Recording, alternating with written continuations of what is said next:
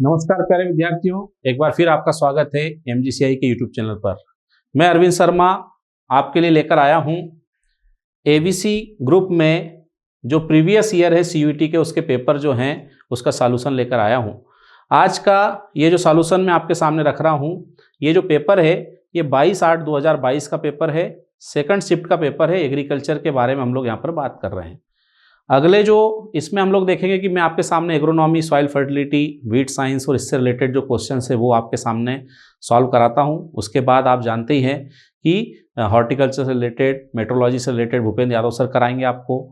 आप जानते हैं एनिमल हस्बेंड्री के क्वेश्चन जो है विजय जाट सर लेकर आएंगे। और हम लोग बात करते हैं कि एग्रीकल्चरल बायोलॉजी और साथ में बायोकेमिस्ट्री के जो क्वेश्चन हैं वो लेकर आपके सामने उपस्थित होंगे लाखन सिंह झाला सर। तो हम लोग यहाँ पर स्टार्ट करते हैं। फर्स्ट क्वेश्चन हमारे पास आया, biofortified crops are. Biofortified crops, अब ये बायोफोर्टिफिकेशन क्या होता है? तो जैसा कि टीवी पे आपने कई बार ऐड देखा होगा कि भाई फोर्टिफाइड आटा करके ऐसा ऐड आता है कि भाई ये फोर्टिफाइड है, इसमें बहुत सारे मिनरल्स और आप देखोगे कि न्यूट्रिएंट इसके अंदर होते हैं। तो हम लोग यहाँ पर क्या करते हैं कि भाई जो बायोटेक्नोलॉजी है,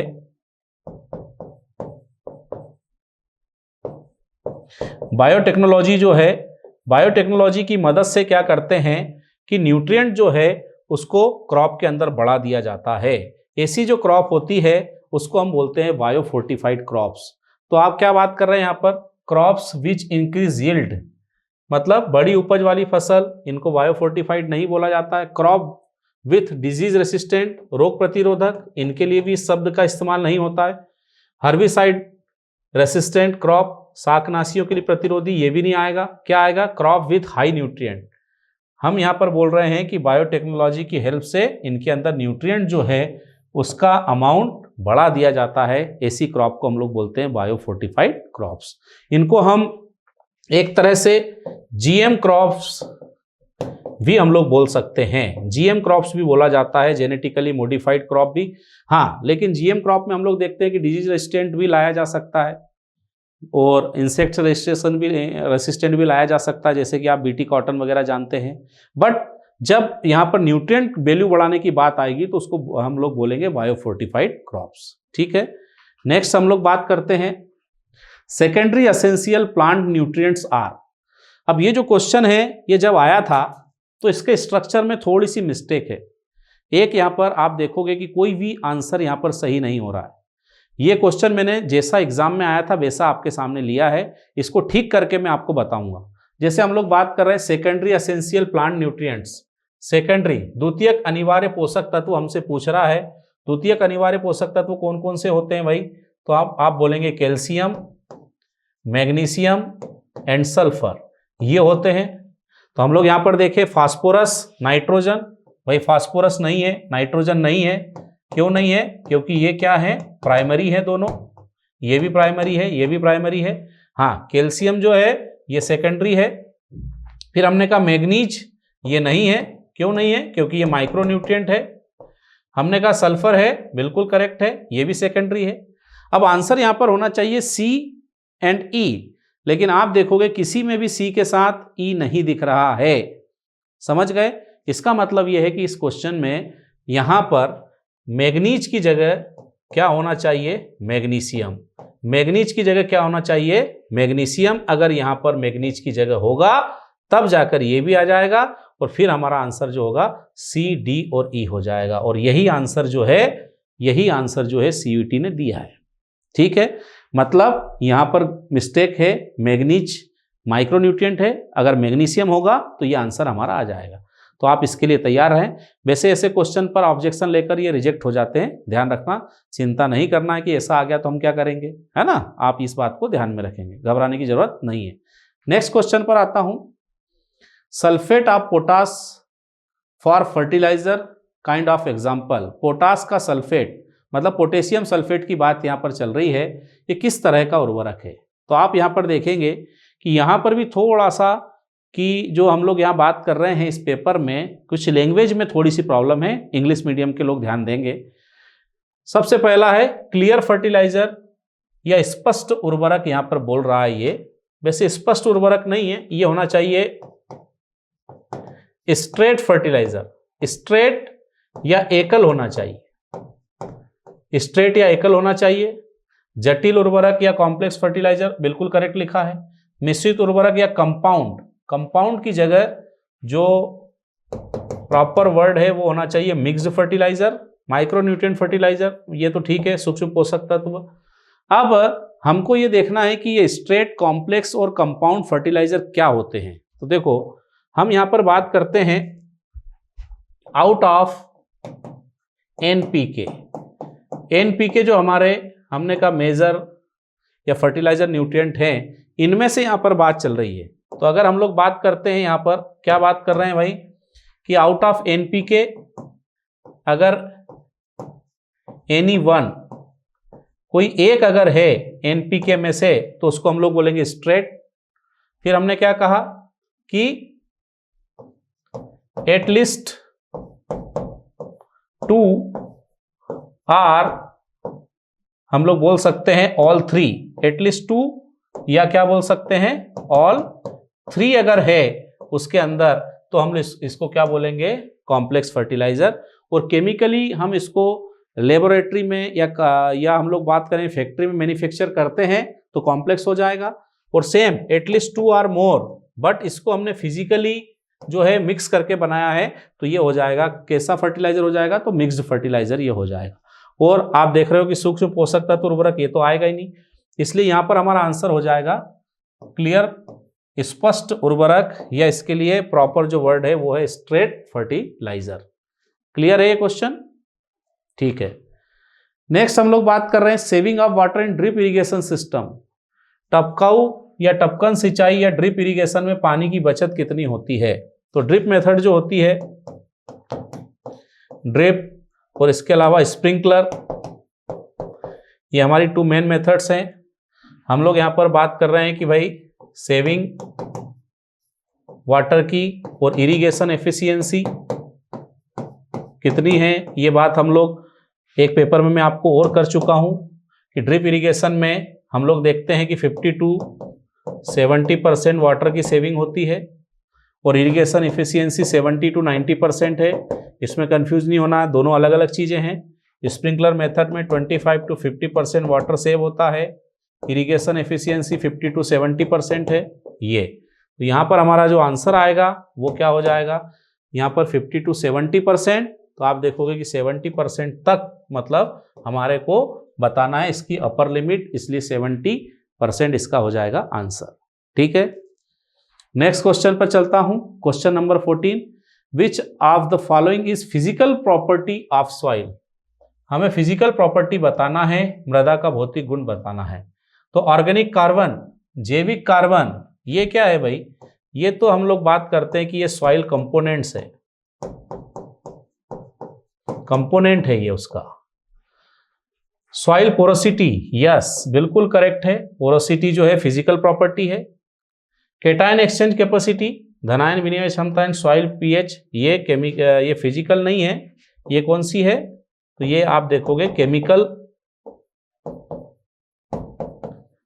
प्रॉपर्टीज, केमिकल प्रॉपर्टीज है ये। ठीक है, इसलिए हम लोग देखेंगे कि सॉइल पोरोसिटी जो है ये फिजिकल सॉइल की प्रॉपर्टी हो गई। Next question, question number 17, which one of the following is the example of herbicide. Herbicide कौन है, ये हमारे को एग्जाम्पल देना है। शाकनाशी का उदाहरण कौन सा है, तो हम लोग बात करते हैं साइपरमेथ्रिन, नो इंसेक्टिसाइड है। क्लोरोपाइरिफास, नो ये भी इंसेक्टिसाइड है। मेलाथियान, नो ये भी इंसेक्टिसाइड है। ऑल आर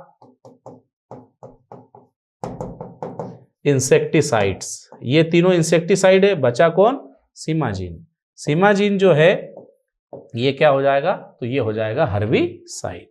बहुत ही सिंपल है और ये बड़े कॉमन, हमने कहा इंसेक्टिसाइड और हर्बिसाइड है, कोई भी देखकर पहचान जाएगा सीमाजीन, बहुत इजीली आप लोग यहाँ पर सिलेक्ट कर लेंगे। नेक्स्ट क्वेश्चन आया, देखो कितना इजी क्वेश्चन है, आपको अंदाजा ही नहीं होगा। लोग समझते हैं सीयूटी के एग्जाम बहुत टफ है, लेकिन आप देखेंगे इस तरह के क्वेश्चन भी आते हैं।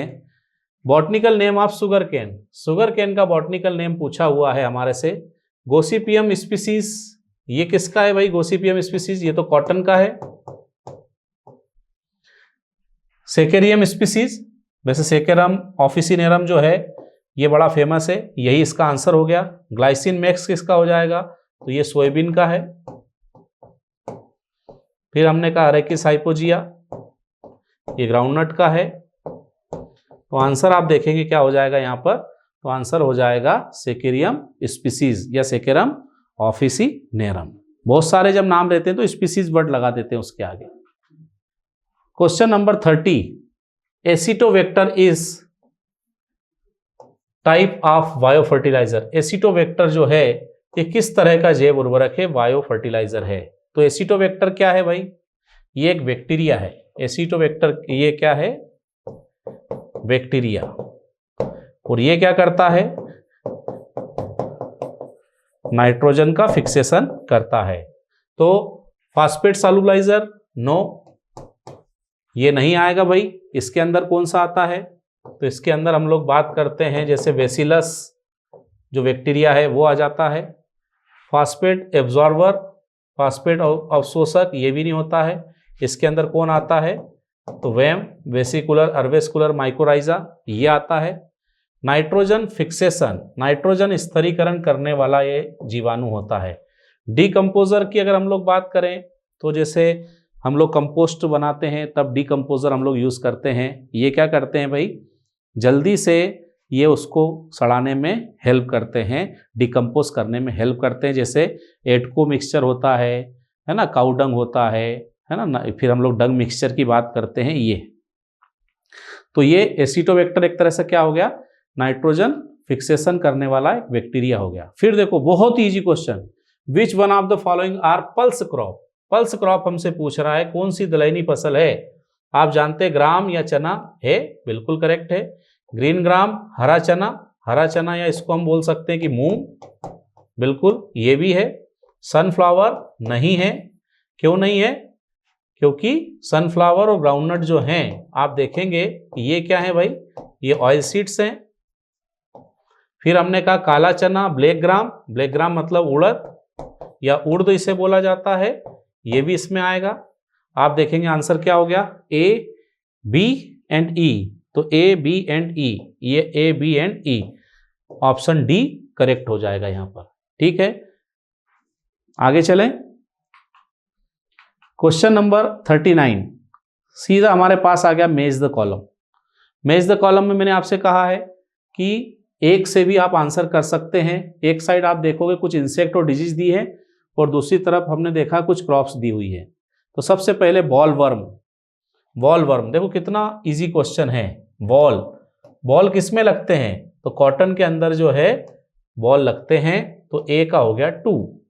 अब देखो ए के आगे 2 होना चाहिए, ए के आगे 2 इसमें है क्या, नहीं है। बी में है क्या, नहीं है।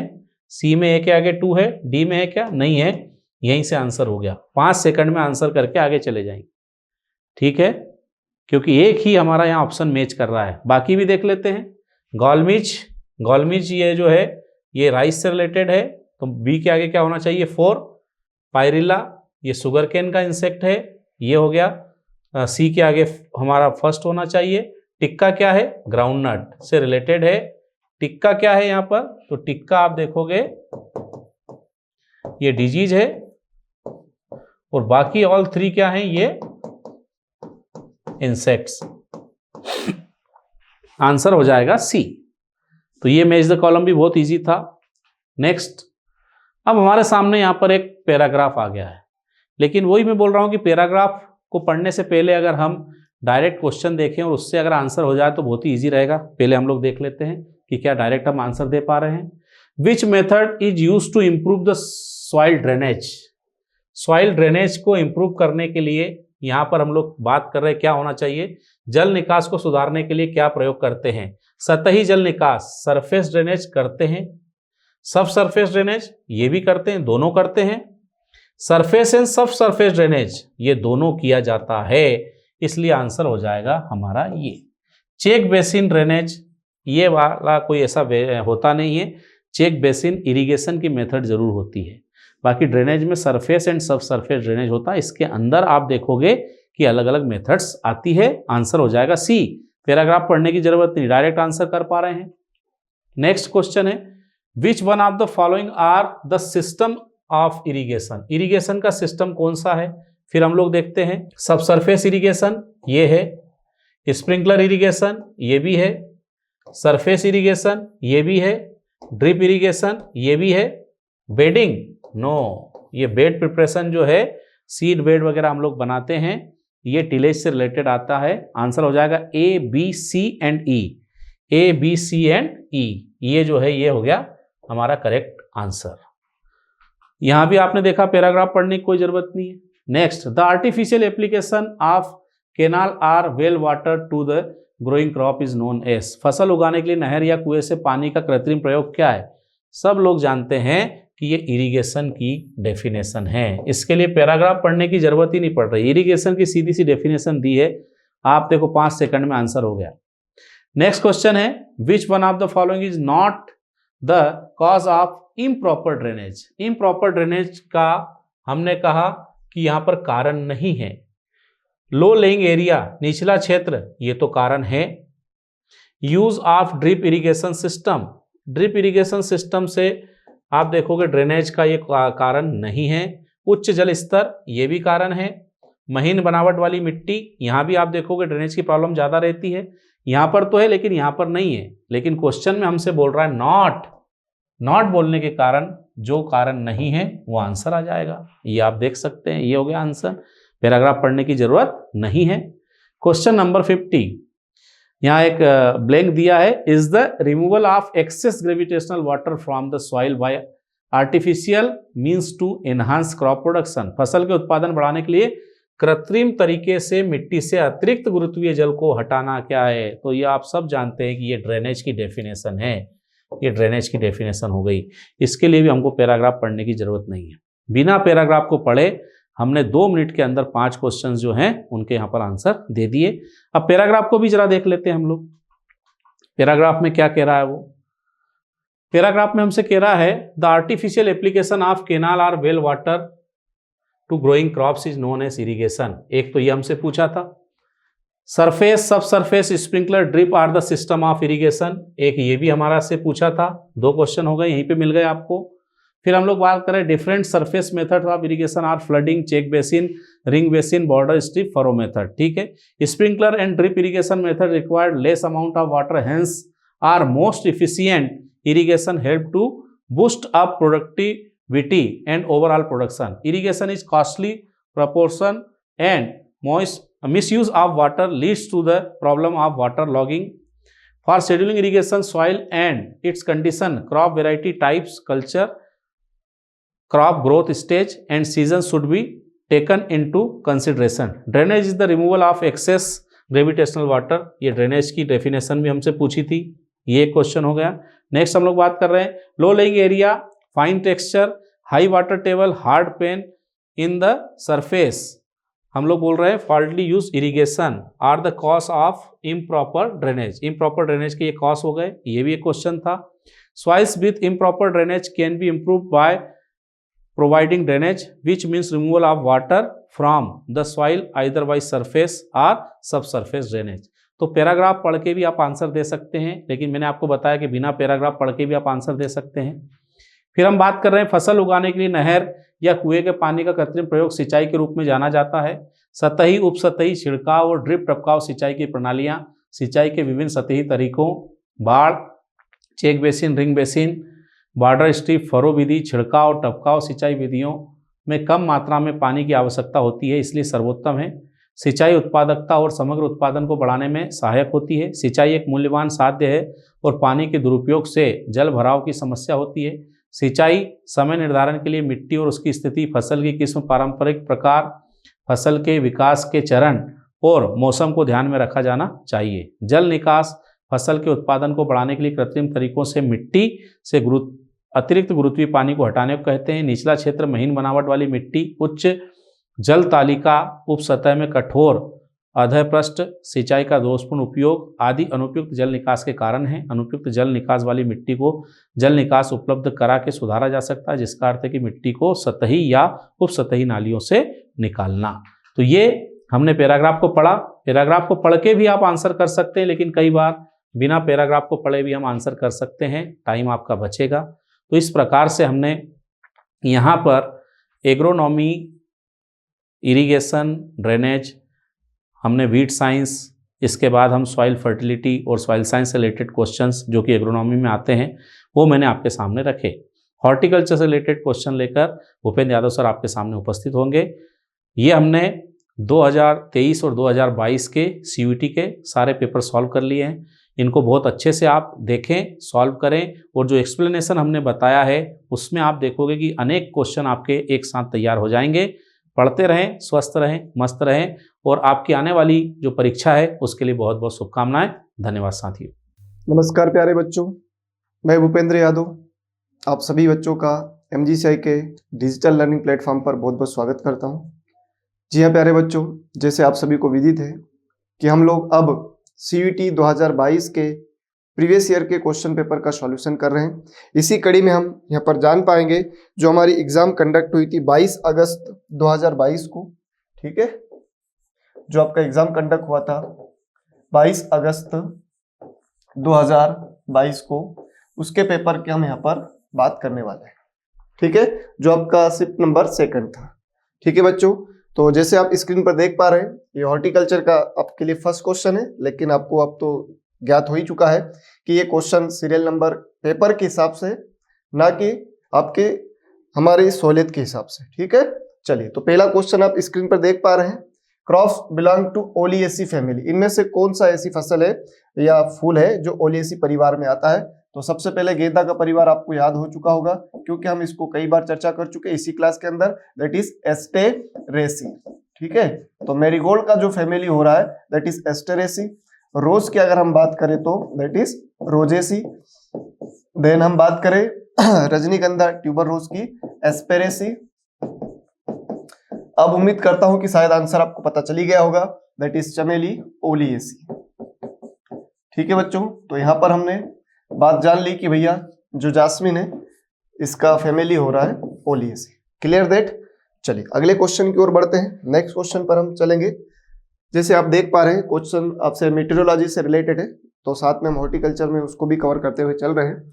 वातावरण में तापमान बढ़ने के साथ आर्द्रता क्या होती है।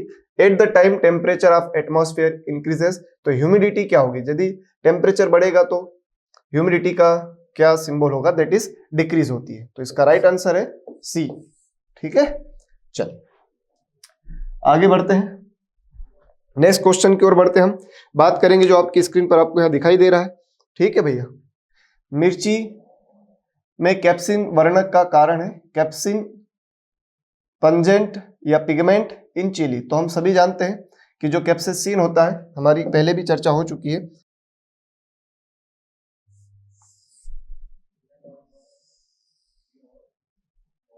चलिए अगर हम बात करें चिली की, ठीक, तो इसके अंदर जो ये रेड कलर है किसके कारण होता है। तो आउटर लेयर जो होता है मिर्ची का लाल रंग, तो मिर्ची का जो लाल रंग होता है वो किस पिगमेंट के कारण होता है सॉरी बेटा, दैट इज कैप्सेथिन। तो मिर्ची का जो लाल रंग होता है वो कैप्सेथिन के कारण होता है। और यदि हम बात करें इसके अंदर पंजेंसी की, हॉटनेस की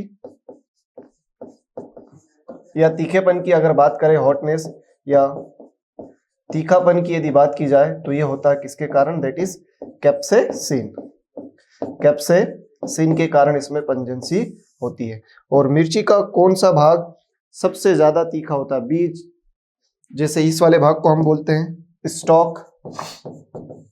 स्टॉक मतलब उसका डंठल, तो ये कितने परसेंट होता है, 6% होता है, ध्यान रखना। मिर्ची में डंठल का परसेंट 6%। देन इसके अंदर हमें क्या दिखाई देंगे भाई, सीड दिखाई देंगे। तो सीड इसका सबसे तीखा भाग होता है, बीज जिसको हम बोल रहे हैं, या इसका पेरिकार्प जिसको हम आउटर लेयर बोल सकते हैं, ये पेरिकार्प, ठीक है। तो कौन सा भाग इसमें सबसे तीखा होगा, या प्लेसेंटा, ठीक है। तो मिर्ची का जो सबसे तीखा भाग होगा तो उसका प्लेसेंटा होता है, ध्यान रखना। Hottest part of chilli that is placenta. और विश्व में सबसे तीखी मिर्ची के नाम से किसको जाना जाता है, तो विश्व में सबसे तीखी मिर्ची कौन सी है, तो विश्व में सबसे तीखी मिर्ची की अगर बात हो, hottest chilli of the world की बात हो, तो दैट इज भूत जलोकिया, भूत Jolokia and Naga king, Bhut Jolokia and Naga king, hottest chilli of the world. ठीक है, तो चिली से रिलेटेड मैंने कुछ बेसिक बातें आपको बता दी, सीडेड में पहले भी आपसे कई बार चर्चा कर चुका हूं, तो उम्मीद करता हूं कि आप मुझे कुछ बताने की जरूरत नहीं है, आप शायद आंसर पर पहुंच गए होंगे और मुझे पूरा विश्वास है प्यारे बच्चों पर, पंजेंसी टेस्ट। ठीक है, that is C. Okay dear student, चलिए नेक्स्ट क्वेश्चन की ओर बढ़ते हैं। Addition of salt at minimum can preserve the product, can also improve the taste and calorific value of the present product. जिस कम से कम नमक मिला देने से उत्पाद संरक्षित हो सकता है और संरक्षित उत्पाद के स्वाद और कैलोरी के मान भी सुधर जाता है। तो ऐसा कौन सा शुगर की बात हुई, साल्ट की बात हुई, तो हमें यहाँ देखना है कि बात हो रही है साल्ट की। ठीक है, किसकी बात हो रही है, साल्ट की। क्या मिलाना भाई, नमक मिलाना है। जैसे हम बात करें पी की, मटर की, तो मटर के अंदर हम 2% से 3% तक क्या ऐड करते हैं, साल्ट। और यहाँ से पी से हम ध्यान रखेंगे वर्ल्ड की, अगर हम देखें तो वर्ल्ड की नंबर 1 कैनिंग वेजिटेबल है, वर्ल्ड की नंबर 1 कैनिंग वेजिटेबल है। कौन है वर्ल्ड की number 1 Canning vegetable, that is P, मटर। विश्व के सबसे ज्यादा कैनिंग की जाने वाली सब्जी कौन है, मटर है। और वर्ल्ड की नंबर 1 प्रोसेसिंग वेजिटेबल अगर आ जाए, वर्ल्ड की नंबर 1 प्रोसेसिंग वेजिटेबल आ जाए, विश्व में सबसे ज्यादा बाई प्रोडक्ट किसके बनाए जाते हैं, दैट इज टोमेटो। क्यों बनाए जाते हैं टोमेटो के, क्योंकि सबसे ज्यादा संसाधन करने के लिए, प्रोसेसिंग करने के लिए टमाटर का यूज क्यों किया जाता है, क्योंकि टमाटर का जो नेचर है वो अम्लीय है, और अम्लीय होने के कारण ही इसका सबसे ज्यादा विश्व में प्रोसेसिंग के लिए यूज किया जाता है, जिसके फ्रूट जूस का पीएच वैल्यू होना चाहिए लेस देन 4। ठीक है, तो 4 से कम ही होता है इसके फ्रूट जूस का जो पीएच वैल्यू आता है प्रोसेसिंग के लिए, वो 4 से लेस होता है, that's why use for processing. ठीक है, तो विश्व में सबसे ज्यादा प्रोसेसिंग टमाटर का किया जा रहा है। क्यों किया जा रहा है, क्योंकि उसका नेचर अम्लीय है। इसके अलावा आप देखोगे तो रुबार्ब है, वो भी अम्लीय नेचर की है। इसके अलावा जितनी भी वेजिटेबल है सब नेचर में अल्कलाइन, बेसिक या क्षारीय है। जबकि हम बात करें फ्रूट्स की, तो फ्रूट्स का नेचर कैसा होता है, एसिडिक होता है। एक्सेप्शन यहाँ भी है, बनाना एंड पपाया। तो rhubarb, tomato, banana and papaya are the acidic nature. Remaining जो भी है सब अपने हिसाब से, अगर वेजिटेबल में जाएंगे तो वेजिटेबल का अल्कलाइन हो जाएगा, फ्रूट्स का नेचर एसिडिक हो जाएगा। तो मैंने यहाँ से आपको बता दिया कि टोमेटो का सबसे ज्यादा प्रोसेसिंग क्यों किया जा रहा है, कैरेट का भी कैनिंग किया जाता है, कॉलीफ्लावर का भी कैनिंग किया जाता है। ठीक है भाई, अब यहाँ पर हम साल्ट की बात कर रहे हैं, तो साल्ट की कितनी मात्रा लगेगी, तो दैट इज 15 से 20%। तो इट मीन्स इसका आंसर हो गया सी। एंड देन हम बात करिए जो कंसंट्रेशन है, ये प्रिजर्वेशन के लिए यूज किया जाता है किनके, तो ये यूज किया जाता है किनके प्रिजर्वेशन के लिए भाई, तो ये यूज किया जाता है that is jam, jelly, marmalade, candy. ठीक, इन सब के प्रिजर्वेशन के लिए शुगर का यूज किया जाता है। ठीक, तो ये शुगर की बात थी, तो यहां भी अपन ने लगे हाथ इसको भी देख लिया। तो इसका राइट आंसर क्या हो गया भाई, सी हो गया, ध्यान रहे। चल थोड़ा सी ठीक से बना देते हैं ताकि आप इसको बहुत अच्छे से याद रखें। चलिए नेक्स्ट क्वेश्चन की ओर बढ़ते हैं। अगला क्वेश्चन है आपकी स्क्रीन पर, बिलोंग द विटिएसी फैमिली, कौन सी क्रॉप है जो विटिएसी में आता है, तो हम जानेंगे सबसे पहले दैट इज एना कार्डिएसी। तो एना कार्डिएसी में कौन आता है भैया, किंग ऑफ फ्रूट आता है। ग्रेप्स की बात करें तो दैट इज विटिएसी, तो आपको आंसर तो पता चली गया है। देन पपाया की बात करें तो केरी केसी। देन हम बात करें बेर की, that is rhamnaceae. So dear student look at the board, and यहाँ पर हम फाउंड कर पाए कि 4 मेंबर देखे और 4 फैमिली हमने लर्न कर लिया। जैसे एप्पल की भी हम बात कर सकते हैं, यहाँ पर बहुत फेमस क्वेश्चन है, बार बार पूछा जाता है। तो एप्पल का फैमिली होता है दैट इज रोजेसी, ये भी बहुत अच्छे से आपको याद रखना है। देन हम बात करें सपोटा, चीकू की अगर बात करें that is sapotaceae. And all citrus group की अगर मैं बात करूं, जितने भी सिट्रस हैं अगर उनकी हम बात करें, ऑल सिट्रस की बात करी जाए तो जितने भी सिट्रस है ये सबका फैमिली क्या हो रहा है भाई, तो इन सबका फैमिली हो रहा है दैट इज रूटेसी। ठीक है, इन सब का फैमिली क्या हो गया आपका, रूटेसी हो गया। देन आंवला की अगर बात करें, अनोला की, दैट इज U4BAC, U4BAC। ठीक, तो जो फेमस फैमिली है जो आपसे पूछी जा सकती है वो मैंने यहाँ पर सारी स्क्रीन पर लिख दी है, तो आप संभवतः अब उत्तर बताने की जरूरत नहीं है। It means vitaceae is the family of grapes, तो right answer should be B. Okay, चलिए डिस्कस द नेक्स्ट क्वेश्चन। चलो बहुत बढ़िया, चलिए भैया अभी हम पढ़ के आए रे भाई, चलो देख लेंगे, आसान है, मिला देते हैं जोड़ी। पपाया का अभी अपन ने बात करी, दैट इज कैरेकेशी। देन बात करें हम मैंगो की, अभी चर्चा हुई हमारी, दैट इज एनाकार्डियेसी। देन बात करें गुआवा का तो मिर्टियेसी, और custard apple that is annonaceae. So हमारा मैच द कॉलम बहुत आसान हो गया, बहुत सिंपल क्वेश्चन था। चलो जानेंगे पपाया का, तो पपाया का कैरेकेसी मतलब ए का थर्ड एक ही ऑप्शन में, तो बाकी ऑप्शन क्या हो गए, एलिमिनेट हो गए। हालांकि ऐसा सरल प्रश्न आपको मिले तो उसको सावधानी से करें, क्योंकि अगर यहाँ मेल करके आपने लगा दिया और अगर यहाँ भी कहीं ए का थर्ड लिखा रहता शायद वो आंसर हो जाए, तो जल्दीबाजी में गलती ना करें। इस तरह के क्वेश्चन में गलती होने की संभावना बहुत ज्यादा है। आप पहले पूरा इत्मीनान से चारों ऑप्शन को चेक करें, फिर अपनी जोड़ी को उसको मिलान करें। जल्दीबाजी में ये सरल प्रश्न गलत नहीं होना चाहिए। चलिए बात करें मैंगो की, तो मैंगो का एनाकार्डियेसी बिल्कुल सही है। देन कस्टर्ड एप्पल अनोनेसी बिल्कुल सही है, एंड गुआवा मिर्टियेसी बिल्कुल सही है। अब हम लिख सकते हैं, बता सकते हैं कि इसका राइट आंसर होगा, that is A. Psidium guajava is the botanical name of, तो सीडियम गुआजावा पर अपन पहुंचेंगे बाद में, लेकिन पहले हम जाने कि भैया आम का वानस्पतिक नाम क्या होता है, दैट इज मेंजीफेरा इंडिका।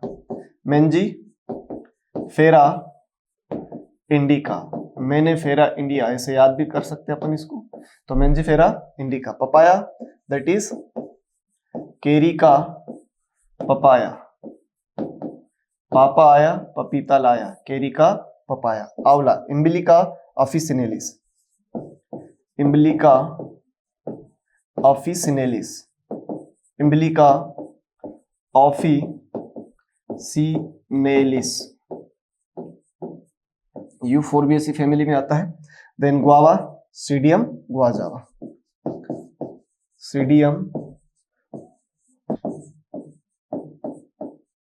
चलिए एप्पल का अगर आपसे पूछ लिया जाए बोटनिकल नेम, तो मेलस डोमेस्टिका है, मेलस डोमेस्टिका, याद रखना आपको भाई। देन मैंडारिन की बात हो जाए, मैंडारिन मतलब आप सभी जानते हैं संतरा, that is citrus reticulata, citrus reticulata. Sweet orange की बात करें तो सिट्रस साइनेंसिस। यदि आपसे पूछ लिया जाए भाई स्वीट ऑरेंज का बोटनिकल नेम बताइए, सिट्रस साइनेंसिस। क्लियर स्टूडेंट, तो यहाँ पर मैंने आपको कुछ एक्स्ट्रा भी बता दिया है, तो उम्मीद करता हूं कि ये सारे आपके लिए बहुत महत्वपूर्ण होने वाले हैं, क्योंकि कहीं ना कहीं इन्हीं में से आपके एग्जाम में कोई नाम और रिपीट हो जाए तो आप ध्यान रहेंगे। तो psidium guajava is the botanical name of guava, तो right answer should be D. Okay, चलिए नेक्स्ट क्वेश्चन की ओर बढ़ते हैं। पोमेटो, तो यहाँ पर 3 कॉन्सेप्ट और हैं, हम उनको भी जान लेते हैं। फर्स्ट इज ब्रोमेटो, ब्रोमेटो, तो यहाँ पर ब्रोमेटो का क्या हो रहा भाई, तो ब्रिंजल प्लस टोमेटो, मतलब हमें ध्यान देना है यहाँ पर उपरोपण करके ग्राफ्टिंग के द्वारा एक ही प्लांट पर ब्रिंजल और टोमेटो मिलेगा। ये प्रैक्टिकल चल रहा है, फील्ड में चीजें नहीं अभी आई है, लेकिन कॉन्सेप्ट पूछे जाते हैं। तो ब्रोमेटो हो गया, ठीक है। आपसे पोमेटो पूछा गया है, ठीक, तो पोमेटो की बात करें तो ऐसे कंडीशन बनने वाली भैया पोमेटो के लिए, एक ही प्लांट पर हमें क्या देखने को मिलेगा, पोटैटो एंड टोमेटो, ठीक। तो ब्रोमेटो हो गया, पोमेटो। एक होता है प्रोटेटो, एक कॉन्सेप्ट यहां पर आप ध्यान रखेंगे, protato, it means protein rich potato, ऐसा आलू जिसमें प्रोटीन की मात्रा हो, क्योंकि हम सभी जानते हैं पोटैटो में 22 से 23 ग्राम कार्बोहाइड्रेट होता है पर 100 ग्राम में, ठीक है। या परसेंट में बात कर ले, यदि हम आलू के अंदर क्या जोड़ दे, प्रोटीन ऐड कर दे, तो आलू के अंदर ये प्रोटीन कहां से डाला गया, दैट इज अमेरेंथस। आलू के अंदर ये प्रोटीन कहां से ऐड किया गया बेटा, अमेरेंथस से ऐड किया गया था। ठीक, चलिए, तो अब उम्मीद करता हूं सारी चीजें क्लियर हो गई होगी। तो हमारे से बात हुई पोमेटो की, ठीक है, एक सोमेटिक हाइब्रिड है, ये भी आप ध्यान रखना, कायिक संकरण है। कभी कभी यही क्वेश्चन आ जाता है कि which of the following is a somatic hybrid, that is pomato. ठीक है, सोमेटिक हाइब्रिड क्या होता है, ये ब्रीडिंग के प्रोस्पेक्टस से आप पढ़ते हो, तो फिलहाल यहाँ पर मैं उस पर चर्चा नहीं करूंगा। तो हमारा आंसर क्या हो जाएगा भैया, पोमेटो के लिए पोटैटो प्लस टोमेटो, तो पोटैटो एंड टोमेटो, तो right answer should be B. Okay dear student, so discuss about next question, please look at the board. एक planting system, row to row and plant to plant distance are same. ठीक है, तो हम सभी जानते हैं that is square system. आपने इस बात को भली भांति जानते हैं, इसमें 4 प्लांट को 4 आर्म्स पर लगा देते हैं हम, तो कौन सा मेथड है, स्क्वायर मेथड है। देन हम बात करें ट्राइंगल की, तो इसमें पूरे फील्ड को ट्राइंगल शेप में बनाया जाता है। देन कंटूर सिस्टम, इसमें हम पूरे प्लांट को इस तरह से लगाने के लिए जिगजैग बना लेते हैं और उसके ऊपर हम प्लांट की ट्रांसप्लांटिंग कर देते हैं। ठीक है भाई,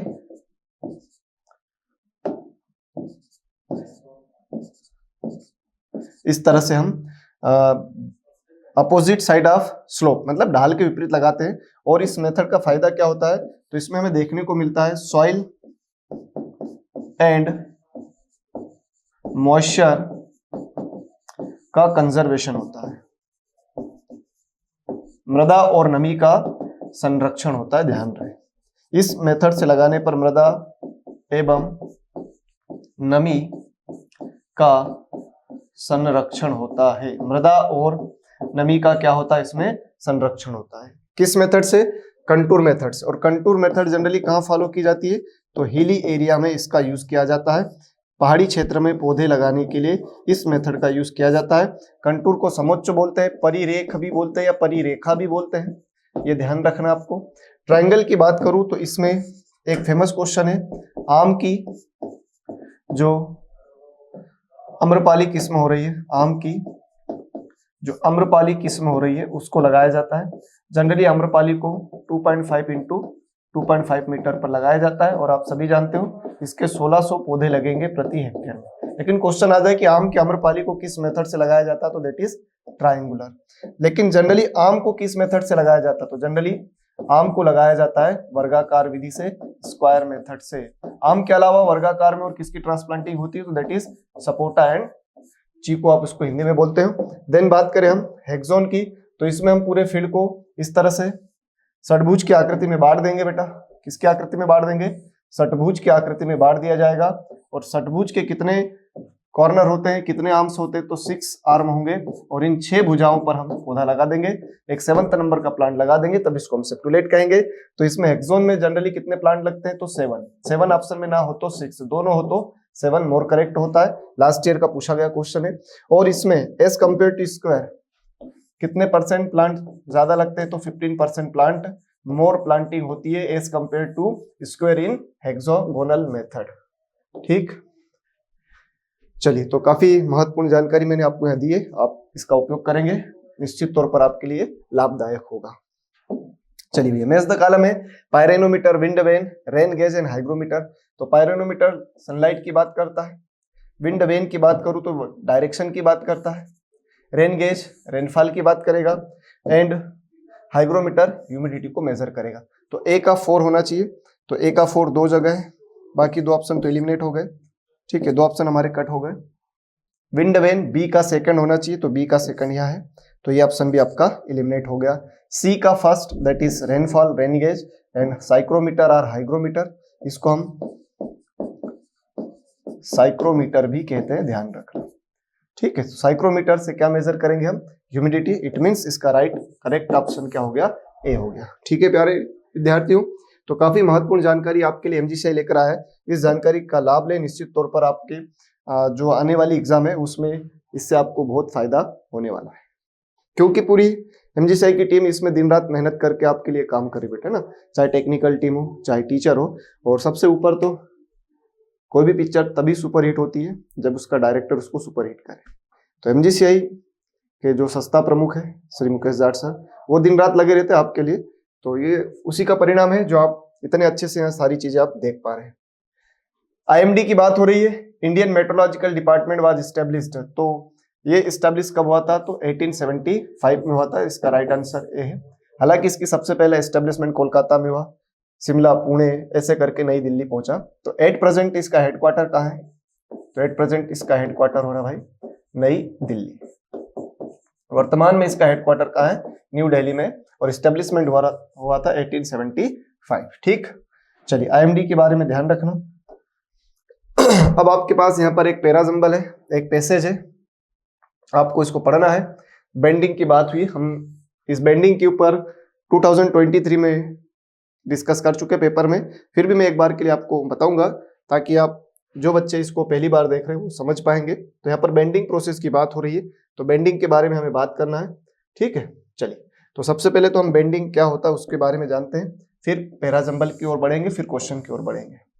तो ये गुआवा में किया जाता है। इस तरह से हम प्लांट को क्या कर देते हैं, इसमें बेटा बेंड कर देते हैं, जिससे उसकी जो शीर्ष प्रभाव है, जिसको हम एपिकल डोमिनेंस या पोलैरिटी ऑफ डोमिनेंस बोलते हैं, वो समाप्त हो जाएगी। और यहाँ पर जो बनने वाला कार्बोहाइड्रेट है शीर्ष पर, वो अब शीर्ष पर ना जाकर कहाँ जाएगा? तो क्षैतिज शाखाओं में जाएगा। ठीक है, एपिकल पोलैरिटी उसकी समाप्त हो जाएगी। शिखर ध्रुवणता का प्रभाव क्या हो जाएगा? इसका यहाँ पर समाप्त हो जाएगा। शिखर ध्रुवणता का, ठीक है, शिखर ध्रुवता या शिखर ध्रुवणता का जो प्रभाव है वो क्या हो जाता है? समाप्त हो जाता है। अब जो एनर्जी जा रही थी टिप पर, वो टिप पर ना जाकर कहाँ जाएगी? क्षैतिज शाखाओं में जाएगी। और क्षैतिज शाखाओं में जाएगी तो जो यहाँ पर स्थित है, कौन स्थित है सर? तो यहाँ पर है फ्रूट बड, फल कलिकाएं। तो इनको ज्यादा ऊर्जा मिलेगी तो हमारा उत्पादन बढ़ेगा। और ये आम में किन में करेंगे? तो ये आम में, सॉरी अमरूद में, किन में करना भैया? अमरूद में। तो अमरूद में सीधी बढ़ने वाली किस्मों में करना है। किसमें करना है? सीधी बढ़ने वाली किस्मों में करना है। पहला पॉइंट ये बात ध्यान रखना है। ठीक है, और किस राज्य में काम किया जाता है? तो महाराष्ट्र में इस प्रोसेस को सबसे ज्यादा उपयोग किया जाता है अमरूद के अंदर। ठीक है, बेंडिंग की प्रोसेस को। चलिए अब हम वन बाय वन देखेंगे। यहाँ पर ये पूरा लिखा गया कि अमरूद में सामान्यतः झुकावीकरण का पालन किया जाता है। इसका उद्देश्य क्या होता है कि शीर्ष ध्रुवीयता के प्रभाव को हमें कम करना है। क्यों? क्योंकि अगर एपिकल डोमिनेंस बना रहा तो प्लांट सीधे सीधे बढ़ता चला जाएगा, उसकी एनर्जी जो हॉरिजॉन्टल पार्ट है उसमें ट्रांसफर नहीं हो पाएगी, तो ये नुकसान हो रहा ना। तो उस प्रभाव को कम करने के लिए हम उसको बेंड कर देते हैं। टहनियां अथवा क्षैतिज शाखाएं रूप से मुड़ी हुई होती है। सामान्यतः अमरूद की स्थानीय शाखाओं में और टहनियों में सीधे बढ़ते हैं। कलिकाएं जो शीर्ष पर स्थित होती है उनमें फूल और फल लगते हैं, जबकि टहनी शाखाएं जो निचले किनारों पर होती है वो कलिकाएं अंकुरित नहीं हो पाती क्योंकि एनर्जी नहीं मिली उनको। शीर्षस्थ कलिका निचले हिस्से में स्थित कलिकाओं पर होती हावी होने के कारण व्यवहार ध्रुवता का शिखर प्रभुत्व कहा जाता है। कलिकाओं के प्रसुप्त होने के कारण यह है कि टहनियों या शाखाओं को ऑक्सीजन की अधिकतम मात्रा नहीं मिल पाती और ऑक्सीजन के कारण अधिक तीव्रता से कोशिका का दीर्घीकरण होता है और यह विकास की दिशा को निर्धारित करता है, मतलब सीधे सीधे बढ़ाते चलेगा। जब टहनियों और शाखाओं को क्षैतिज कर दिया जाए तो टहनियों या शाखाओं के निचले हिस्से में अधिक ऑक्सीजन जमा हो जाता है। झुकावीकरण के कारण चूंकि कलियों को समान स्तर पर ले आया जाता है, शिखर प्रभुत्व कम हो जाता है। कुल मिलाकर झुका देने से ऑक्सीजन का प्रभाव समाप्त हो जाएगा। जो क्षैतिज शाखा है उनको ज्यादा ऊर्जा मिलेगी और अंकुरण फ्रूट बड का बढ़ेगा, उत्पादन बढ़ेगा और सभी पार्श्व कलियां अंकुरित होती है और अधिक फल देती है, जिससे उपज में वृद्धि होती है। इंपॉर्टेंट बात है, इस प्रक्रिया को केवल सीधी बढ़ने वाली, कौन सी? सीधी बढ़ने, इरेक्ट वाली किस्मों में उपयोग में लाया जाता है। ठीक है प्यारे बच्चों, तो ये आपको मैंने पैसेज पढ़ के दिखाया, ये मैंने आपका उसका एक्सप्लेनेशन दिया, उसी के हिसाब से अपने को क्वेश्चन पर टिक करना है। चलिए,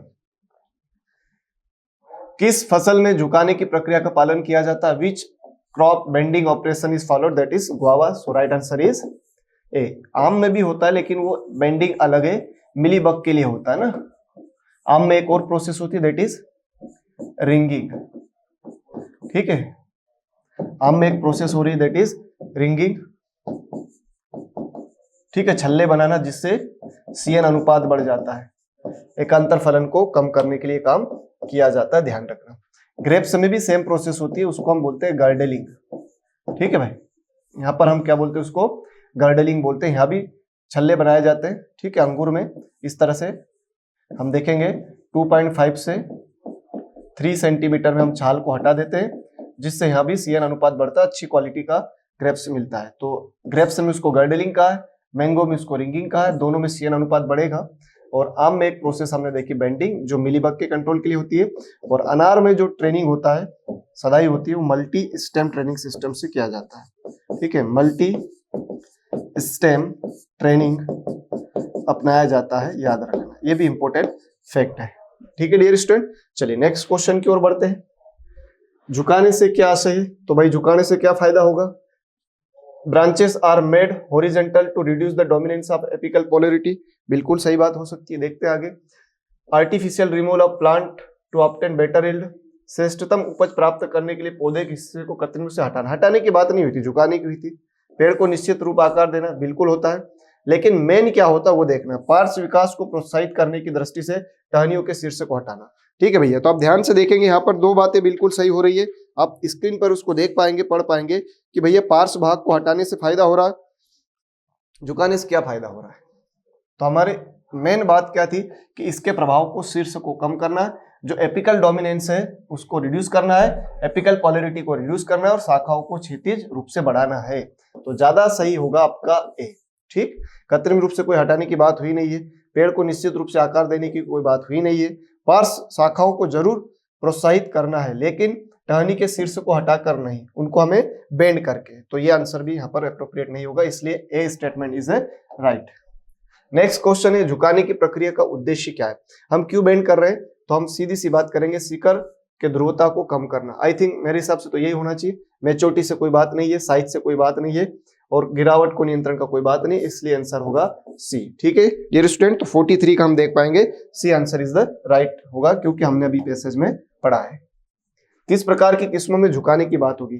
ठीक है, मैंने आपको समझाया था अभी कि देखिए भैया, किस प्रकार की वैरायटी में हम बेंडिंग की बात करें तो जो सीधी बढ़ने वाली किस्म है उनमें बात की जा रही है, ठीक है। तो which type varieties bending operation is followed, तो जो इरेक्ट सीधी बढ़ने वाली उनमें करेंगे, बाकी जो छोटी है, घनी है, बोनी, उनमें यह काम नहीं किया जाता है। एंड लास्ट क्वेश्चन है, ऑक्सिन की क्या भूमिका है? तो सेल डिवीजन को करता है, ठीक है। क्या करता है भैया? सेल डिवीजन करता है।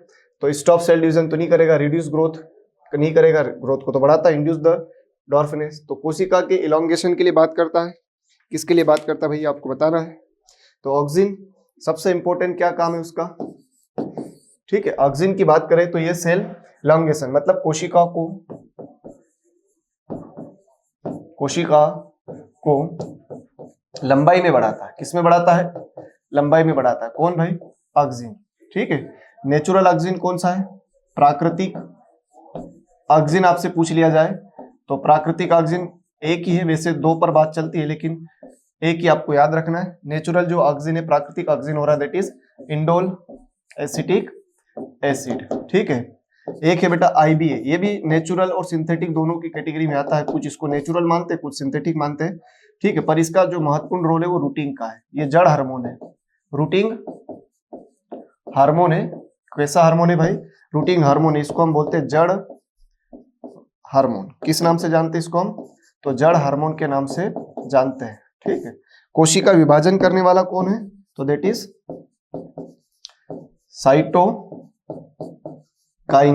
ठीक है। तो साइटोकाइनिन जो है वो कोशिका विभाजन की बात करता है, ठीक है। किसकी बात करता है? कोशिका विभाजन। उसका नाम का ही मतलब है साइटो, ठीक है। साइटो मतलब कोशिका की बात हो रही है, और डिवीजन, काइनिन का मतलब होता है डिवीजन, तो कोशिका विभाजन। और साइटोकाइनिन कहाँ बनता है भाई? जड़ के शीर्ष पर बनता है, रूट के टिप पर बनता है, ये भी आपको ध्यान रखना है। और ऑक्सिन कहाँ बनता है? सूट के टिप पर। ऑक्सिन कहाँ बन रहा है? ठीक है, अगर ऑक्सिन की बात करें तो ये कहाँ बन रहा है? तो ये सूट के टिप पर बनता है और ये रूट के टिप पर, दोनों में विपरीत फ्लो होता है ना, तो ये भी आपको ध्यान रखना है। तो ऑक्सिन की बात हुई, साइटोकाइनिन की बात हुई। एक है जिब्रेलिन, बहुत इंपॉर्टेंट है, बार बार पूछा जाता है। तो जिब्रेलिन की बात करूं, यदि हम 25 से 50 ppm जिब्रेलिन का यूज करें ग्रेप्स में, तो उसकी बेरी का साइज क्या हो जाता है? तो जिब्रेलिन के कारण बेरी का साइज बढ़ जाता है ग्रेप्स में, ये ध्यान रखना। साथ ही ये सीड जर्मिनेशन में भी इंपॉर्टेंस देता है ना, तो इसके कारण क्या इंक्रीज हो जाता है? तो इसके कारण भैया जिब्रेलिक के कारण क्या इंक्रीज हो जाता है? सीड का जर्मिनेशन। ठीक है, सीड का क्या इंक्रीज होने वाला है? सीड जर्मिनेशन कराने वाला भी कौन है? बीज का अंकुरण बढ़ाने वाला भी जिब्रेलिक एसिड है। ठीक, तो काफी महत्वपूर्ण जानकारी दी। एक पेल्काब्यूट्राजोल का भी काफी क्वेश्चन आता है, वो आप ध्यान से सुन लेंगे। पेल्काब्यूट्राजोल का यूज ग्रेप्स में, मैंगो में, पपाया में, इस तरह से आपको ऑप्शन दिए जाएंगे। तो मैंगो में करते हैं जो फ्लावर ड्रॉप को कंट्रोल करता है, वैसे नेप्थेलिन एसिटिक भी करता है, 2,4-D भी करता है। सिट्रस में 2,4-D मेनली यूज किया जाता है, ध्यान रखना है। लेकिन आपको ध्यान रहे बेटा कि जो पेल्काब्यूट्राजोल है ये स्पेशली यूज किया जा रहा है। ठीक है, कौन सा ब्यूटाजोल? तो दैट इज पेल्काब्यूट्राजोल। याद रहेगी बात, ये ग्रेप्स में, गुआवा में, मैंगो में पूछा जाए तो पेल्काब्यूट्राजोल मैंगो में यूज किया जाता है। ठीक है, तो हमने यहाँ देखे भैया आपके 2022 में जो 22 अगस्त को पेपर हुआ था उसकी पूरी जानकारी विथ क्लियर एक्सप्लेनेशन। ठीक है, बहुत बहुत धन्यवाद। आंखों में आंसू नहीं है, नमी है, मेरी महफिल में सब कुछ है, बस तेरी कमी है। बहुत बहुत धन्यवाद, थैंक यू सो मच। नमस्कार दोस्तों, मैं विजय जाट MGCI के डिजिटल लर्निंग प्लेटफॉर्म पर आपका स्वागत करता हूं। दोस्तों, CUET के पेपर सॉल्यूशन चल रहे हैं और इसी कड़ी में हम देख रहे हैं अब नेक्स्ट पेपर, और इस नेक्स्ट पेपर का फर्स्ट क्वेश्चन है south Indian breed of buffalo are, भैंस की दक्षिण भारतीय नस्ल है। ठीक है, तो भैंस की दक्षिण भारतीय अगर नस्ल हम देखें तो दक्षिण भारतीय नस्ल एक है बरगुर और एक है टोडा। ये दो ऐसी नस्लें हैं जो कि दक्षिण भारतीय है। बाकी अगर देखें तो ये दोनों के दोनों सेंट्रल इंडिया की है। ठीक, अगर चिल्का की बात करें तो ये ईस्ट की है, और टोडा एंड बरगुर ये दोनों की दोनों साउथ इंडिया की है। ठीक है, अब इसके अकॉर्डिंग हम ऑप्शन देखते हैं। उसने कहा है ए ओनली, तो ए ओनली तो किसी भी कंडीशन में नहीं होगा, फिर बी ओनली भी नहीं होगा। ठीक है, फिर ए एंड बी, तो दोनों ये तो होना ही नहीं, पहले ही कैंसिल हो गया। अब हमारे पास में एक सिंगल ऑप्शन बचा है बस, जिसके अंदर कहा गया है CDE। अब हमको पता है कि डी नहीं है, इसमें डी नहीं है। ठीक है, बट अब ऑप्शन दूसरा हमारे पास है नहीं, सी और ई हमको पता है कि सही है, तो हमारा आंसर आ जाएगा CDE, मतलब डी वाला ऑप्शन हमारा सही हो जाएगा। ठीक है, अब चिल्का की अगर बात करें तो चिल्का जैसे उन्होंने साउथ में लिया है, चिल्का अगर देखें तो इसका ओरिजिन ओडिशा है, ये ओडिशा की है। ठीक है, तो हो सकता है कि इस रीजन से उनको लगा हो कि शायद ये साउथ इंडिया की ब्रीड है, पर एक्चुअल में अगर देखें तो अकॉर्डिंग टू क्लासिफिकेशन अगर हम बात करें तो ये साउथ इंडिया की ब्रीड नहीं है, ये ईस्ट इंडिया की ब्रीड है। फिर चले next, the origin of Holstein Friesian breed of cow is, Holstein Friesian गाय की नस्ल का मूल स्थान या मूल देश है। तो होलिस्टन फ्रीजियन वो खुद ही अपना ओरिजिन बता रहा है। ठीक है, क्या बोला है? होलिस्टन फ्रीजियन, होलिस्टन का मतलब है हॉलैंड।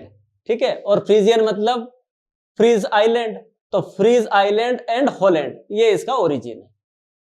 ठीक, तो खुद ही उसका नाम बोल रहा है कि मैं कहां का हूं। फिर नेक्स्ट है match list first with list second. ठीक है, सूची फर्स्ट को सूची सेकंड से मिलाइए।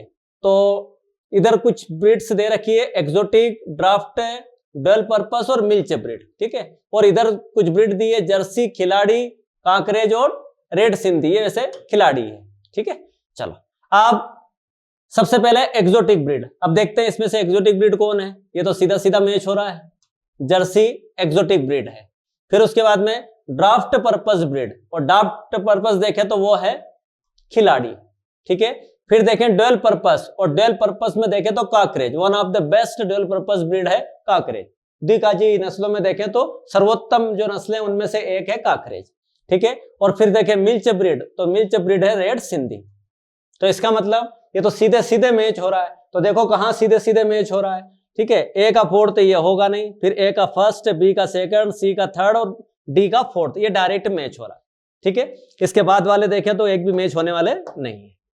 ठीक है, अब इसमें हो सकता है कि हमको सारा पता हो, और हो सकता है कि हमको एक दो ही पता हो। तो अगर मान लो हमको एक ये पता है, तो ऐसे कंडीशन में तो हमारा आंसर एक से ही निकल कर आ जाएगा कि जर्सी एक्सोटिक है। अब ए का फर्स्ट सिर्फ एक में ही है, बाकी किसी के अंदर नहीं है। ठीक, चलो फिर चले next, herpes virus causes disease इन पोल्ट्री बर्ड्स। हर्पीज वायरस रोग को कुक्कुट पालन पक्षियों में फैलता है, ठीक है। तो हर्पीज अगर देखें तो ये फैलाता है मेरेक्स बीमारी को। हर्पीज विषाणु वायरस है जो कि मेरेक्स बीमारी को फैलाने का काम करता है, ठीक। रानीखेत के लिए पैरामिक्सो वायरस है, रानीखेत पैरामिक्सो से होता है।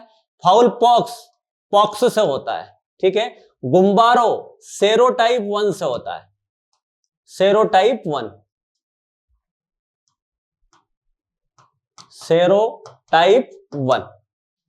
ठीक। तो मेरेक्स की बात करें तो ये हो रहा है हर्पीज से, हर्पीज वायरस, ठीक है। चलो गुम्बारो को ही देखें तो इसको आईबीडी भी बोला जाता है, इन्फेक्शियस ब्रूसल डिसीज, इन्फेक्शियस ब्रूसल डिसीज, ठीक। और इसकी कंडीशन में देखें तो जो बर्ड्स होते हैं, जो पक्षी होती है, जो मुर्गी होती है, उनकी इम्यूनिटी कम हो जाती है। मतलब ये डिसीज इम्यूनिटी को कम करने वाली डिसीज है। फिर next, anthrax is type of disease. Anthrax किस टाइप की डिसीज है, ठीक है। तो एंथ्रेक्स अगर देखें तो एंथ्रेक्स क्रोनिक को छोड़कर बाकी तीनों कंडीशन में आती है। सब एक्यूट में भी आती है, एक्यूट में भी आती है और प्री एक्यूट में भी आती है। पर तीनों में से ज्यादा सही क्या है? तो एंथ्रेक्स की खास बात है कि इसमें एनिमल बगैर सिम्टम्स दिखाए ही मर जाता है।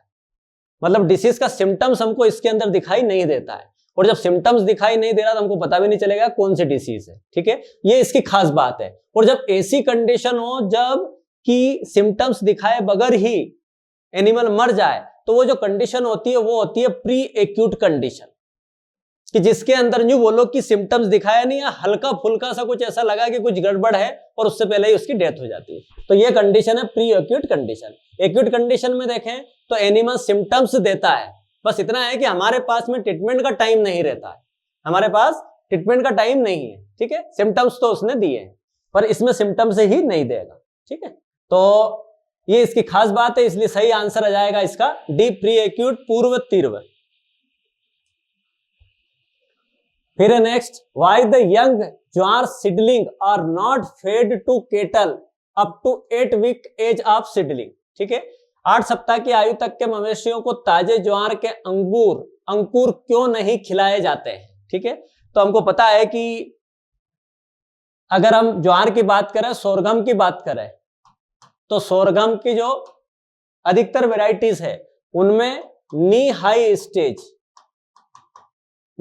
स्टेज मतलब घुटने तक की जो अवस्था होती है, इस घुटने तक की अवस्था में अगर देखें अप्रोक्स 30 to 35 डेज,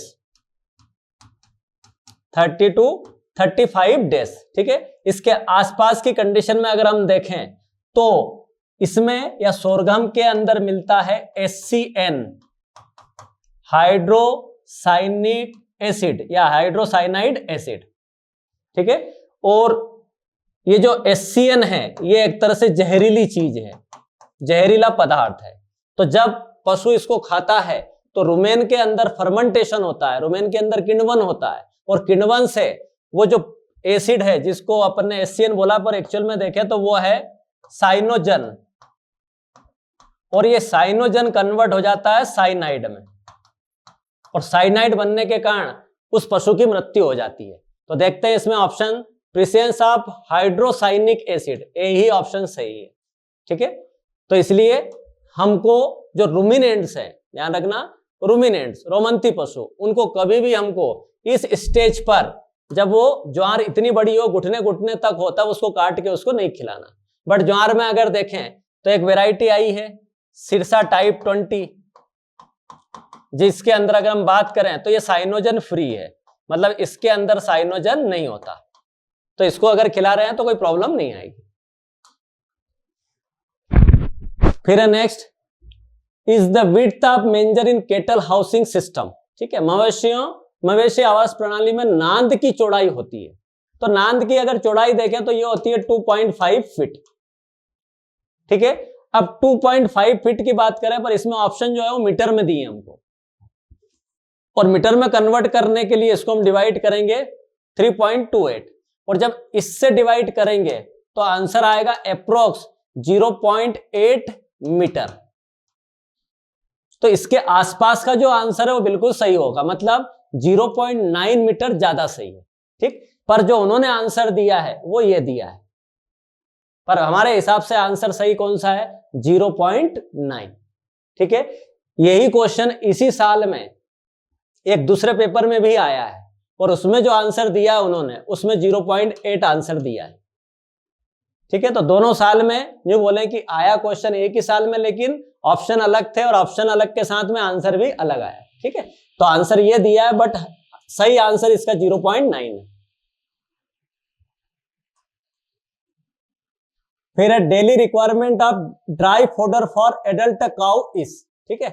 तो अगर ड्राई फोडर की रिक्वायरमेंट देखें सूखे चारे की एक दिन में गाय को, तो ये रहती है 3 to 6 kg, 3 से 6 किलो उसको हमको डेली ड्राई फोडर देना है, ठीक है। अब यहाँ ऑप्शन अगर हम देखें तो एक ही ऑप्शन है ये वाला जो उस रेंज में आ रहा है, ठीक है। ये ज्यादा है, ये आंसर होगा नहीं, ये भी ज्यादा है, ये भी नहीं होगा, ये कम है तो ये भी नहीं होगा, तो सही आंसर है 5 to 7। फिर है नेक्स्ट,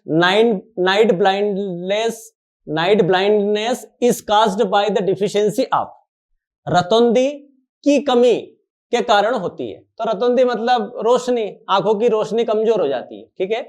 तो यहां अगर देखें तो विटामिन ए, सभी को पता है पूरी दुनिया को कि इसका आंसर है विटामिन ए, ठीक है। इसकी कमी से रतौंधी, ठीक है, नाइट ब्लाइंडनेस, रात में जो है दिखाई नहीं देता है, ये कंडीशन इसके अंदर आ जाती है, ठीक है। और ये अगर देखें जैसे पशुओं की बात करें तो पशुओं को आपने ज्यादा हरा चारा नहीं खिलाया तो फिर ये कंडीशन उसके अंदर आ सकती है, क्योंकि हरे चारे जो है वो विटामिन ए के अच्छे स्रोत है। तो इसलिए ज्यादा से ज्यादा पशु को हमको हरा चारा देना है, मतलब शुरुआत में जितना चाहिए उतना देना चाहिए, उसको इसकी कमी नहीं देनी चाहिए, नहीं होनी चाहिए। फिर नेक्स्ट है Chittagong is the breed of poultry, Chittagong कुक्कुट पालन की नस्ल है।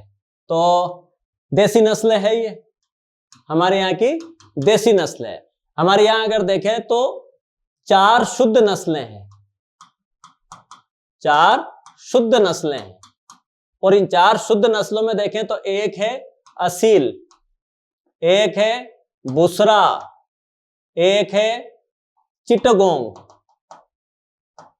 और एक है कड़कनाथ। इन 4 को बोला जाता है शुद्ध नस्लें, ठीक है। तो और चारों की चारों देसी शुद्ध नस्लें हैं। तो इसमें उसने चिटगोंग पूछा है और चिटगोंग देसी है, मतलब इंडिजीनियस, ठीक है।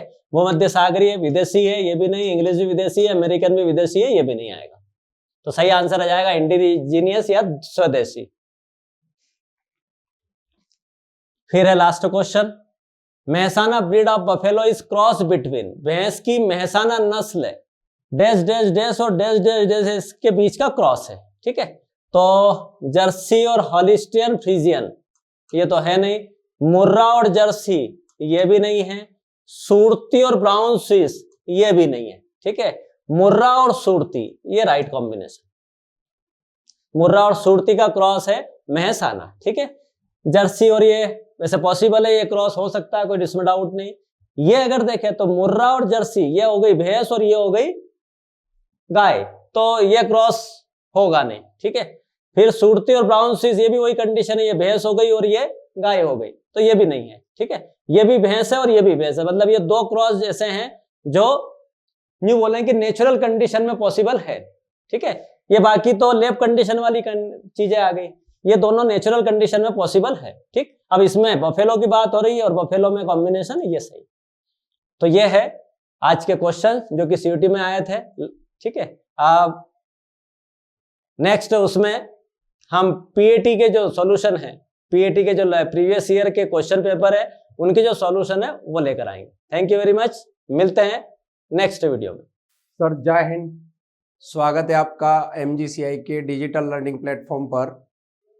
हम लोग बात कर रहे हैं सीयूटी के क्वेश्चन पेपर्स की, और सीयूटी के क्वेश्चन पेपर्स में आज हम लोग बात करने वाले हैं अगले पेपर की, जिसमें बायोकेमिस्ट्री और एग्रीकल्चरल बायोलॉजी के जो हैं वो क्वेश्चंस पूछे गए हैं। प्रश्न दिया है यहाँ पर हम लोगों को, the genetic constitute of viruses is, विषाणुओं का आनुवंशिक घटक होता है। अब आपको पता होना चाहिए जो विषाणु होते हैं, जो वायरस होते हैं,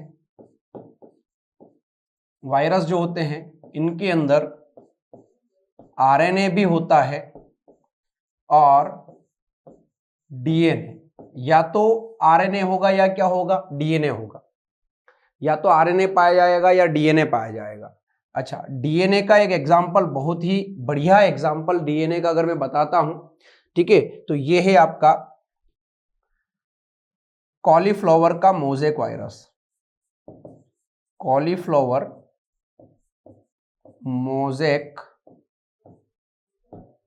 वायरस, जो कॉलीफ्लावर का मोज़ेक वायरस होता है उसके अंदर डीएनए होता है। क्या होता है, डीएनए। इंपॉर्टेंट है, याद रखिएगा।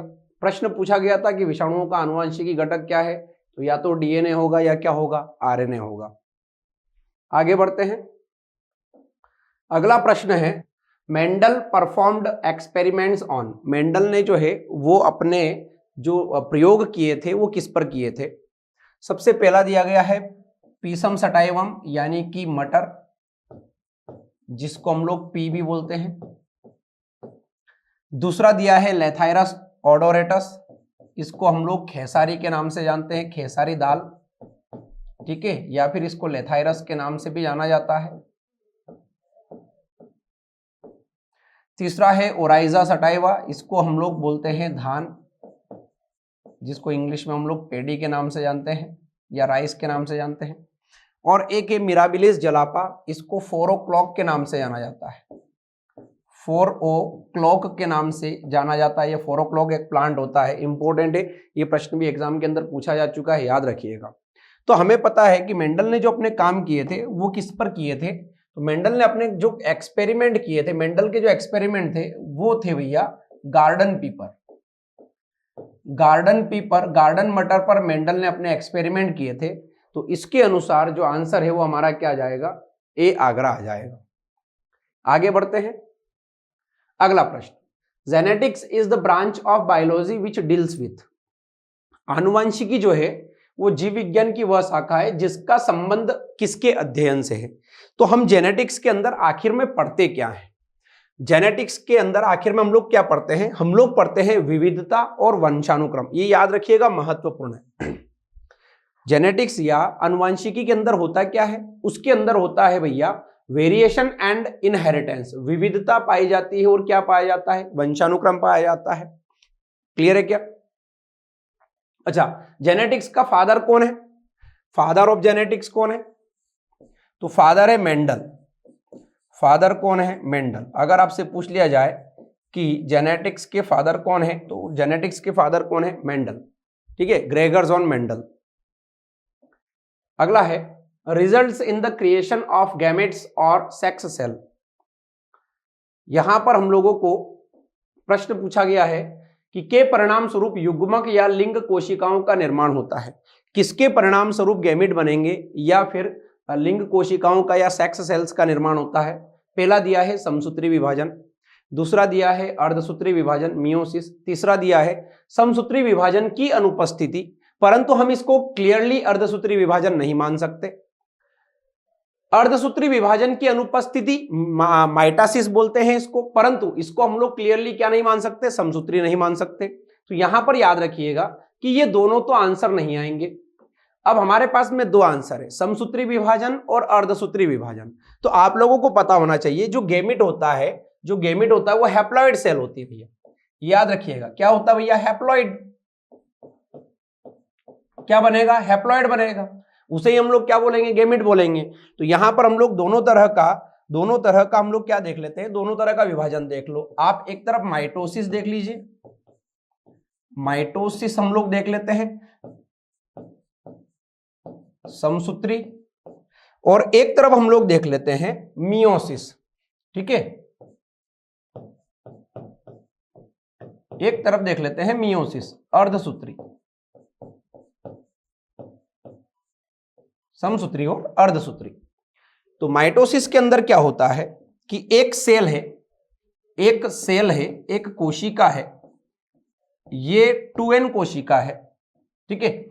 जब ये 2n कोशिका का विभाजन होता है तो जो कोशिकाएं बनेगी, ठीक है, जो कोशिकाएं बनेगी उनके अंदर भी क्रोमोसोम जो होते हैं वो सेम होते हैं। गुणसूत्र सेम होंगे भाई। समसूत्री विभाजन का मतलब यही होता है कि एक कोशिका थी आपके पास में, 2n वाली कोशिका थी, जब आप इससे दो कोशिकाओं का निर्माण करोगे, जब आप इससे सेल फर्स्ट और सेल सेकंड का निर्माण करोगे, फॉर्मेशन करोगे, तो यहाँ पे जो आपके गुणसूत्र रहेंगे वो आपकी मदर सेल के क्या रहेंगे, सेम रहेंगे, इसलिए इसको समसूत्री विभाजन बोलते हैं। अर्धसूत्री विभाजन के अंदर क्या कंडीशन होती है ये देख लेते हैं। अर्धसूत्री विभाजन भैया, ये एक सेल आपने ली है, ये 2n वाली सेल हो गई, ठीक है। अब आपको ये पता होना चाहिए कि इसके अंदर अर्धसूत्री विभाजन में दो फेज होते हैं, मियोसिस फर्स्ट, मियोसिस सेकंड, ठीक है। एक होता है रिडक्शनल जोन, एक होता है इक्वेशनल जोन। अगर आप रिडक्शनल जोन की बात करेंगे तो ये जो कोशिकाएं बनेगी, यहां से दो कोशिकाएं बनती है, यहां से कितनी कोशिकाएं बनेगी भैया, दो कोशिकाएं बनेगी रिडक्शनल जोन में, या फिर मैं सीधा लिख देता हूं, यहां पे हम लोग सीधी क्या है, चार कोशिकाएं बना लेते हैं, चार कोशिकाएं बना लेते हैं, ठीक है, क्योंकि हम लोगों को डिटेल में तो करना नहीं, चार कोशिकाएं बना लेते हैं। अब आप देखिए यहाँ पे, आप देखिए कि एक जो सेल थी वो डिप्लॉयड सेल थी, इससे चार जो डॉटर सेल्स बनी हैं, हर एक सेल के अंदर जो क्रोमोसोम नंबर थे वो अपनी मदर सेल के क्या थे, आधे थे, यानी कि हाफ थे। ये जो होती है हैप्लॉइड कंडीशन होती है, और हमसे यही पूछा गया है कि अगर आपको गेमेट का फॉर्मेशन करना है, सेक्स सेल का फॉर्मेशन करना है, तो फिर कौन सा विभाजन होना चाहिए, तो यहां पे कौन सा विभाजन आ जाएगा, अर्धसूत्री विभाजन आ जाएगा। क्लियर है? आगे बढ़ते हैं, अगला पॉइंट प्रश्न है, which one of the following biomolecules simply refers to stuff of life. निम्नलिखित में से कौन से जैव अणु को जीवन के आधार को संदर्भित करते हैं। सीधी सी बात है, जो सबसे ज्यादा एनर्जी प्रोवाइड करवाता है, आपको पता होना चाहिए कि ह्यूमन बींग्स के अंदर अगर हम लोग बात करते हैं तो सबसे ज्यादा जो ऊर्जा प्रोवाइड करवाता है वो कार्बोहाइड्रेट प्रोवाइड करवाता है। हम लोग सबसे ज्यादा कंज्यूम भी किसको करते हैं, कार्बोहाइड्रेट को कंज्यूम करते हैं। तो याद रखिएगा, जो स्टाफ ऑफ लाइफ है वो कौन है, कार्बोहाइड्रेट। वो कौन है भैया, कार्बोहाइड्रेट है। महत्वपूर्ण है, क्लियर है क्या, याद रखिएगा। अगला, the application of biotechnology includes, जैव प्रौद्योगिकी के अनुप्रयोगों में सम्मिलित है। बायोटेक्नोलॉजी के अंदर क्या किया जाता है, तो बायोटेक के अंदर हम लोग क्या करते हैं भैया, जो वेस्ट मटेरियल होता है उसको हम लोग रिट्रीट करते हैं, यानी इसका ट्रीटमेंट करते हैं, ठीक है। बायोटेक्नोलॉजी के द्वारा और हम लोग क्या करते हैं, एनर्जी का प्रोडक्शन करते हैं। बायोटेक्नोलॉजी के द्वारा और क्या किया जा सकता है, तो बायोटेक का प्रयोग हम लोग कहाँ करते हैं, विभिन्न प्रकार की जो वेराइटी होती है, जेनेटिकली मॉडिफाइड जो क्रॉप्स होती है, उनके डेवलपमेंट में हम लोग क्या करते हैं, उनके डेवलपमेंट में हम लोग बायोटेक का प्रयोग करते हैं। परंतु जब आप जेनेटिकली मॉडिफाइड क्रॉप का डेवलपमेंट करते हो तो उसमें हम लोगों को न तो कन्वेंशनल हाइब्रिडाइजेशन का रिक्वायरमेंट होता है, न कन्वेंशनल पोलिनेशन का रिक्वायरमेंट होता है। इसका मतलब है कि 1 2 3 ये तो सही है, परंतु ये दोनों क्या है भैया, गलत है। पारंपरिक संकरण हम लोग नहीं करवाते हैं और पारंपरिक परागण भी हम लोग नहीं करवाते। याद रखिएगा, महत्वपूर्ण है, ये शामिल नहीं होते हैं बायोटेक्नोलॉजी के अंदर, ये याद रखना। तो अब हम लोगों को पता है 1 2 3 ABC कहां दिया गया है, ABC दिया गया है डेली में, तो आंसर हमारा आ जाएगा A, B और C। आगे बढ़ते हैं, अगला प्रश्न देखिए, विटामिन B12 को डैश डैश डैश डैश भी कहते हैं। Vitamin B12 is also known as dash dash dash, ठीक है। अब देख लेते हैं भैया, यहां पे एस्कॉर्बिक एसिड, विटामिन C हो जाता है आपका एस्कॉर्बिक एसिड, ठीक है क्या, लिख देता हूं क्लियर कट, विटामिन C हो गया। नियासिन या निकोटिनिक एसिड की बात करें तो नियासिन या निकोटिनिक एसिड आपका कौन होता है भैया, विटामिन B3, विटामिन B3 की बात कर लेते हैं, ठीक है। या फिर निकोटिनिक एसिड भी दिया है तो B5 की भी आप लोग बात कर लो। फिर अगला दिया है फोलिक एसिड, फोलिक एसिड दिया है तो फोलिक एसिड के अंदर कौन आएगा, फोलिक एसिड में आएगा विटामिन B10। फिर अगला दिया है राइबोफ्लेविन, तो राइबोफ्लेविन के अंदर कौन आएगा, विटामिन B2। अब यहां पर आप देखो, यहां पे आप देखो कि भैया vitamin C, vitamin B3, B5, B10, B2, तो यहां तो कोई भी ऑप्शन जो है वो मिल ही नहीं रहा है। इसका मतलब है कि जब ये प्रश्न पूछा गया था तो इस प्रश्न को बाद में कैंसिल किया गया है। कैंसिल करने का रीजन क्या है, क्योंकि कोई भी ऑप्शन नहीं मिल रहा था। आपको पता होना चाहिए विटामिन B12 का नाम क्या है, साइनोकोबालेमिन, साइनोकोबालेमिन, कोबालेमिन, साइनो कोबालमाइन या कोबालेमिन जो है ये नाम है इसका विटामिन B12 का, परंतु ये तो ऑप्शन में कहीं नहीं दिया गया है। तो ये जो क्वेश्चन था ये कैंसल, ये क्वेश्चन क्या हो जाएगा भैया, कैंसल हो जाएगा आपका। ठीक है क्या? अब देखिए इसी से रिलेटेड एक और क्वेश्चन हम लोग लेके आए हैं। विटामिन B2 को भी कहते हैं, यानी कि विटामिन B2 का नाम क्या है? तो मैंने अभी आपको जस्ट बताया कि विटामिन B2 का नाम क्या है भैया, राइबोफ्लेविन। क्या है? राइबोफ्लेविन। ये एग्जाम के अंदर नहीं पूछा गया है, ये याद रखिएगा, परंतु जो इसके पहले क्वेश्चन पूछा गया है वो क्या हो गया था, कैंसिल हो गया था। ठीक है, अगर मान लो उसी की जगह B2 अगर पूछता तो फिर आपका आंसर क्या आ जाता, राइबोफ्लेविन। क्या आंसर आ जाता, राइबोफ्लेविन। क्लियर है? आगे बढ़ते हैं। प्रश्न है, viruses that attack bacteria are called, जीवाणुओं पर आक्रमण करने वाले विषाणुओं को कहते हैं। जो विषाणु जो होते हैं, जो जीवाणुओं पर आक्रमण करते हैं या जीवाणुओं को नुकसान पहुंचाते हैं, उन्हें क्या कहा जाता है, ये हम लोगों से पूछा गया है। ठीक है क्या? तो ये तो हमें पता है कि ऐसे वायरस जो बैक्टीरिया पर अटैक करते हैं उनको क्या कहा जाता है, बैक्टीरियोफेज। ये याद रखिएगा, प्रश्न महत्वपूर्ण है, ऐसे प्रश्न पूछे जाते हैं। क्लियर है? तो चलिए ये जो क्वेश्चंस थे ये अपने बायोमोलिक्यूल से रिलेटेड थे, बायोकेमिस्ट्री से रिलेटेड थे, एग्रीकल्चरल बायोलॉजी से रिलेटेड थे। जो एग्रीकल्चर वाला जो पेपर होता है उसके अंदर ये क्वेश्चंस पूछे गए थे। ठीक है, तो इस तरह के क्वेश्चंस भी बनते हैं। मिलते हैं हम लोग अगले लेक्चर में। ठीक है, तब तक के लिए जय हिंद, धन्यवाद।